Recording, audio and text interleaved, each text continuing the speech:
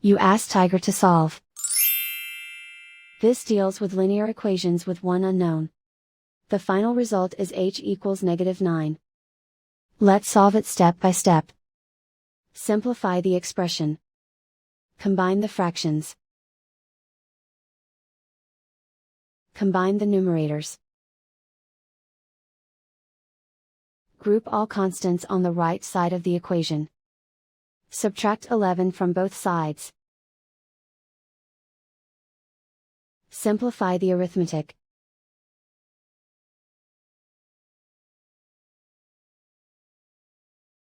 Isolate the h. Multiply both sides by inverse fraction 3/1. Group like terms. Multiply the coefficients. Simplify the fraction. Simplify the arithmetic. And so the final result is h equals -9.